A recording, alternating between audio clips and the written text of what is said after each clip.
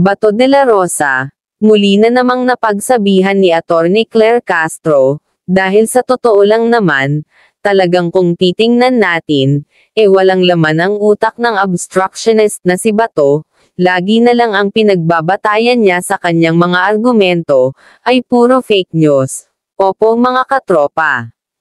Manang-mana po, sa kanyang amo na si Inday Tambalustay. Samantala, yun pong pinapakalat ng mga babong DDS, na babawasan daw ng 20% na tax ang mga savings ng mga mamamayang Pilipino. Ito po ay isang malaking fake news. Opo mga katropa, katunayan lang, na talagang mga utak biya ang mga DDS. Bueno, mabuti pa po ay panoorin na lang natin ang video, at kayo na ang humusga. Salamat po mga katropa. Good afternoon, Yusek. Baka po gusto lang mag-comment ng Palasyo sa naging pahayag ni Senator Bato de la Rosa kahapon nung napag-usapan nga po yung possible ICC arrest niya dahil po kay nasabi ni E.S. Bersamin. Ang sabi niya po, ewan ko, mahilig sila sa gano'n na kapag may mainit na issue na pinupukol sa Malacanang, pinag-uusapan na naman ang tungkol nangyari kay FL. Ngayon, gagawa sila ng issue about ICC and a senator to divert the issue. Mahilig ang mga tao dyan sa Malacanang gumawa ng panibagong issue kahit old issue to divert people's attention. Okay, sinulat ko po para matandaan ko. Unang-una po, yung possible ICC arrest, hindi po to old issue. Every now and then, may nadidinig po tayo na maaaring mailabas ang warrant of arrest. At hindi rin po issue ang ICC, yung case na pending before the ICC. Pangalawa, ang sinabi po ay mahilig po ang mga tao dyan sa Malacanang gumawa ng panibagong issue kahit old issue, i-recycle to divert people's attention. Sa aking pagkakatanda, wala naman po tayong na-erase na mga old issues, maliban lang kung ito ay related sa itinatanong sa atin. Sino po ba yung mahilig mag-raise ng old issues na sa ating pagkakatanda ay nagkaroon pa po ng hearing patungkol sa isang pre-operation ng PIDEA na ang taon pa ay 2012. Parang wala naman po akong natatandaan na meron tayong nire-raise na ganung mga klaseng issue. At sinasabi po ay diversionary tactic. Okay, unang-una po, ang issue po patungkol sa peke na police report or altered na police report ay hindi naman po ang Malacanang ang nag-raise niyan, nag-issue niyan. Na kailangan lamang po nating sumagot para maipakita sa taong bayan na may mga fake news peddlers, mga obstructionists, mga propagandists na gumagawa ng kwento na kinakailangan pa mameke ng papel para lang sirain ang unang ginang, ang Pangulo at ang administrasyon.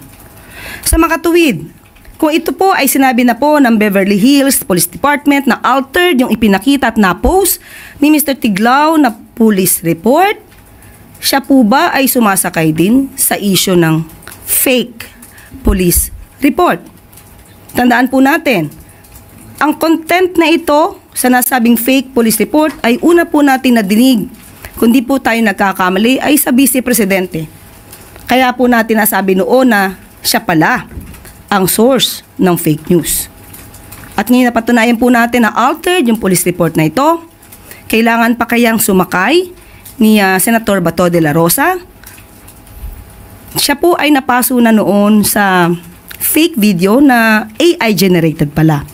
So bilang senador, sana po ay maging mapanuri din po siya sa mga issues dahil never gagamitin, hindi gagamitin ng Malacanang ang issue na peke na dokumento.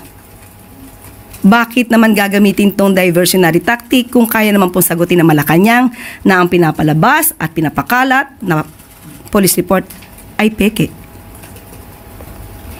Para laban sa fake news, kontra fake news, nais lamang po nating liwanagin ang kumakalat na fake news ukol sa umunoy 20% tax na ipapataw sa ating savings. Ano nga ba ang totoo? Bakit nga ba sinabi nating fake news ito na hindi dapat ikaalarma ng taong bayan? Ang papatawan ng buwis ay hindi savings, kundi ang interes na kinikita sa ating savings. Hindi po kailanman mababawasan ang ating savings dahil lamang sa sinasabing pagbubuwis. Halimbawa po, mayroon kang 100,000 na pesos in savings at 1% interest rate ang kikitain nito. Mayroon kang kikitain na 83.33 pesos interest per month o ang kinita ng savings mo. Yan po ang halaga. Sa halimbawang ito, ang 100,000 pesos mo na savings ay hindi mababawasan, kundi ang babawasan ay ang interest na 83.33 pesos. So, magkano ibabawas na lamang?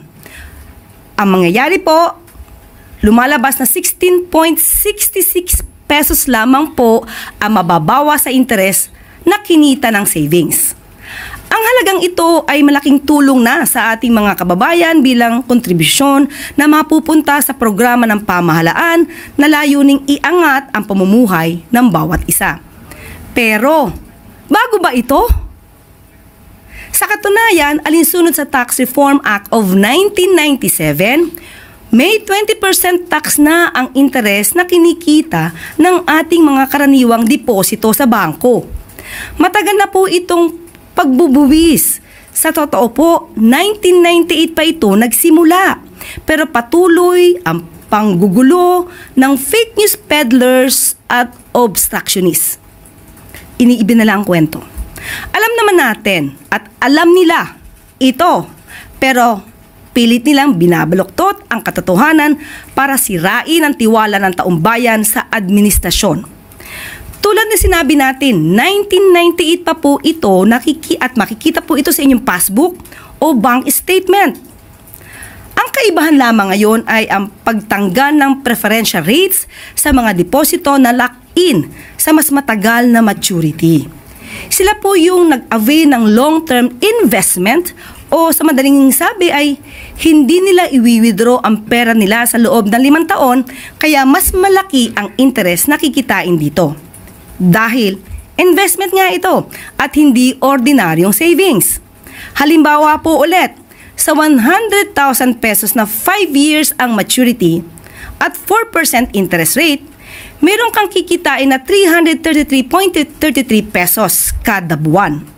Ang tax nito ay aabot lamang ng 66.66 pesos. Maliit, di po ba? Pero malaking tulong po yan sa gobyerno. Prospective po ang batas. Ibig sabihin, lahat ng nakikinabang na sa preferential rates bago pa maipasa ang batas na ito ay nananatiling exempt o hindi papatawa ng mataas na buwis.